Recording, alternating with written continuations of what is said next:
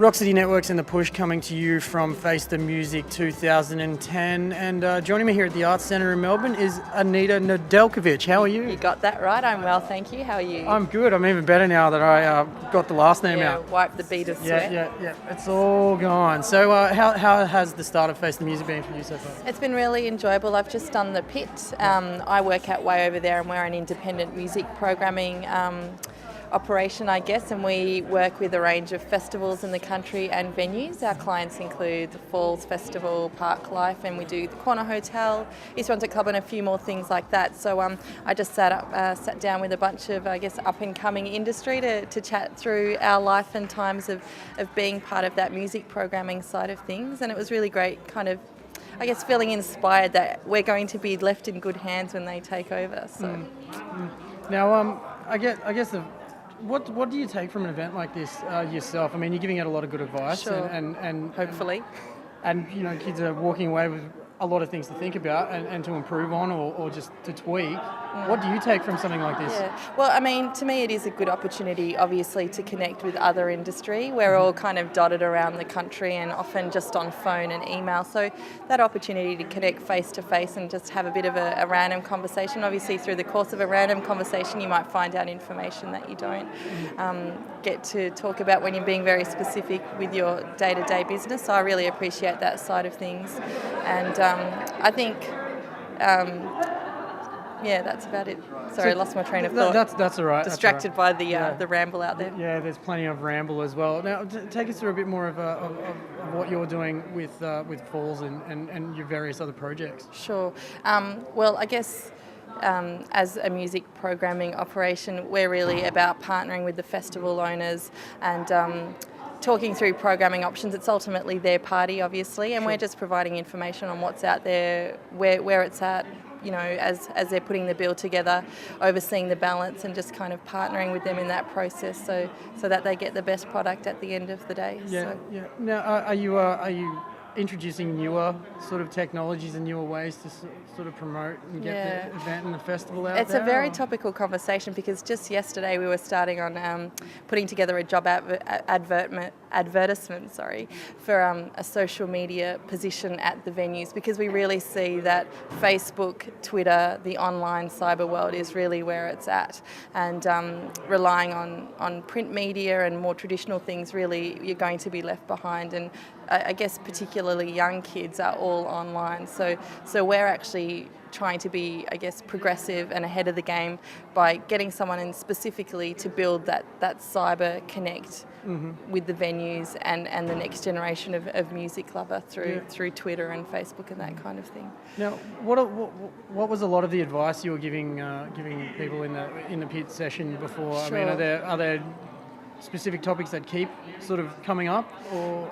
was it just a range of stuff? Yeah, I mean, it is quite broad. I think ultimately a few of the people there were managing bands, so they were really interested in knowing, well, what are the steps that a band has to undertake to get the exposure to become a band that is Angus and Julia Stone or Washington and that kind of thing. And unfortunately, there's no shortcut or easy answer. It is lots of gigging. It is sending your material that you really love and are proud of to Radio Unearthed, that kind of thing.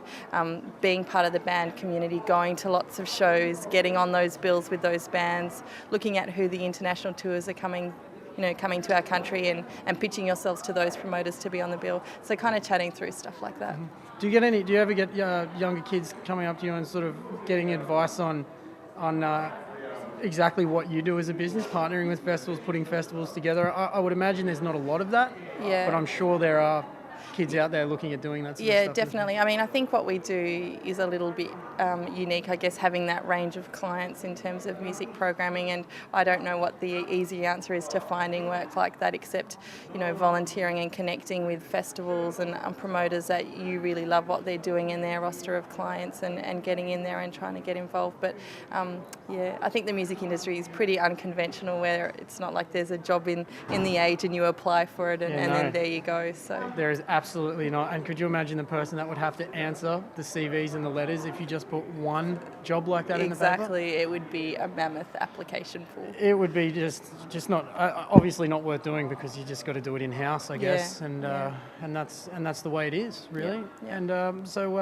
what are you looking forward to over the Face the Music weekend? Will you be returning tomorrow? I will be, and I just really think there's such a great broad collection of topics and presenters, and there's lots to learn and people to connect with. So I think just overall, I'm really impressed with the programming this year and the attendance by industry in general. Yeah, So. no, it has been good, and it's funny. Tell me if I'm wrong here, or if you think I'm just crazy, but it appears that 2010 has been the year for music conferences in Australia. Definitely, we had One Movement. Yeah, because One Movement started last year, but you've had Big Sound for many years, but Big Sound kind of came to the forefront this year, and I believe personally it was because of One Movement making such a massive impact in their first year, and now Face the Music has popped up, same as Australian World Music Expo, with a bigger bang than usual, because it's really been hammered this year, which is a great thing. Yeah. I just find it very interesting that they've all sort of just snowballed and started to get bigger and bigger, which is amazing. I guess perhaps it's a trend that you've seen these conferences exist overseas, and you realise that in Australia we have a talent pool that is really incredible and can justify the existence of these kinds of conferences, whether it be the business side of the talent pool or the artist side. I mean, it's been an amazing year where at the corner we had 5 sold-out Washington shows. We had at the East Brunswick Club 3 sold-out Boy and Bear and Jezebel show. And a year or two ago, these artists are really unknown, and look at how they're connecting with their fan base, and people are desperate and excited to see them, that they're selling out multiple shows. So I think it's a really exciting time for local music. Yeah. Well, I mean, you support absolutely everybody, Corner and East Brunswick. I know myself, we've done a lot of interviews there. I can actually remember like 4.5, 5 years ago, interviewing the Temper Trap at an EP launch. Amazing. I mean, and you guys you've just always supported everybody, and you seem to have the Midas touch when it comes to those venues. I think it's just that all those bands are gigging hard, and they're out there and they're wanting to connect with their fan base. And I guess the venues, the size, it's, the Northcote and the corner are Northcote and East Brunswick Club are 300 and 400 capacity, and then you go up to the corner, which is 850 and so forth. So it's a really good journey for bands to come through and play that and work up to the corner, where they end up like a Washington and doing multiple nights there. Yeah, that's amazing. It really is. Now, and how's fall going? How's it looking for this year? I am really excited. I can't wait to get there. Being in the surrounds of the protected Otway Forest and having that stage in the middle and getting to watch acts like Interpol, Klaxons, Sleigh Bells, The National, it's going to be a really special year, so I'm very excited. Yeah. And The National's been on everybody's lips lately, which will be interesting. But I'll tell you what, I've taken up enough of your time. Thank you very much. So much for coming down and having a chat, and hopefully we can catch up again at one of these conferences. Indeed. Or I'll probably bump into you at a festival, one of those bars. The Corner in the East Brunswick, I believe. And the Northcote Social And the Northcote Social Club as well. Cool. Actually, we saw Passenger there the other night amazing. doing a sellout show. It was amazing. Absolutely amazing. Yep, Go and have a look at that interview on Rock City Networks if you haven't seen it yet. It's quite funny. So thank you so much for your time, Anita, and we'll put the information up there for all of the websites. There's a few. Yep. And we'll talk to you again soon. My pleasure. Thanks very much for joining us, Anita. It's Rock City Networks and The Push here at Face the Music 2010.